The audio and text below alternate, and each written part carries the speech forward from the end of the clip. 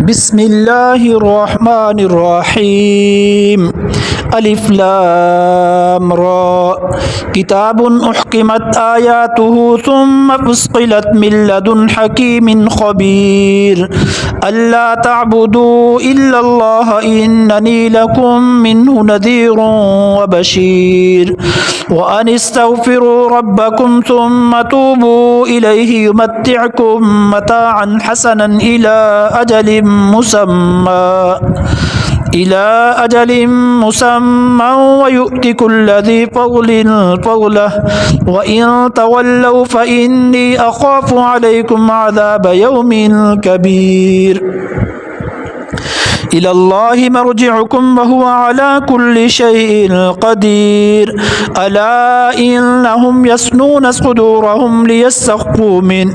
ألا حين يستغشون ثيابهم يعلم ما يسرون وما يعلنون إنه عليم بذات الصدور وما من دابة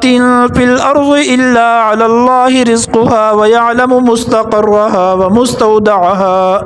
كل في كتاب مبين وهو الذي خلق السماوات والأرض في 6 أيام ثم استوى في 6 أيام وكان عرشه على الماء ليبلوكم أيكم أحسن عملا ولئن قلت إنكم مبعوثون من بعد الموت ليقولن الذين كفروا إن هذا إلا سحر مبين ولئن أخرنا عنهم العذاب إلى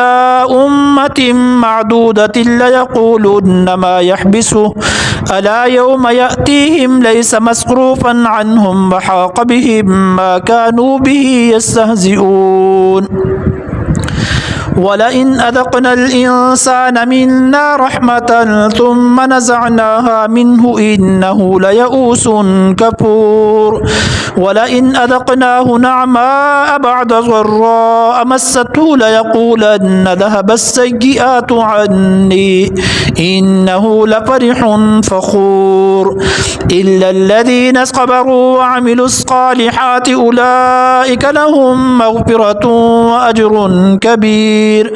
فلعلك تارك بعض ما يوحى إليك وضائق به صدرك أن يقولوا لولا أنزل عليه كنز أو جاء معه ملك إنما أنت نذير والله على كل شيء وكيل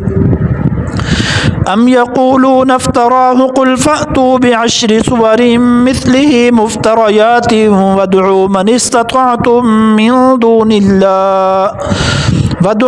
استطعتم من دون الله إن كنتم صادقين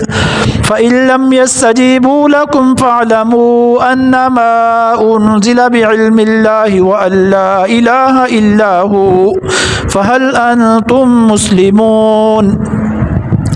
من كان يريد الحياة الدنيا وزينتها نوفي إليهم أعمالهم فيها وهم فيها لا يبخسون أولئك الذين ليس لهم في الآخرة إلا النار وحبط ما صنعوا فيها وباطل ما كانوا يعملون أفمن كان على بينة من ربه ويتلوه شاهد منه ومن قبله كتاب موسى إماما ورحمة أولئك يؤمنون به ومن يكفر به من الأحزاب فالنار موعده فلا تك في مرية منه إنه الحق من ربك ولكن أكثر الناس لا يؤمنون ومن أظلم ممن افترى على الله كذبا أولئك يعرضون على ربهم ويقول الأشهاد هؤلاء الذين كذبوا على ربهم ألا لعنة الله على الظالمين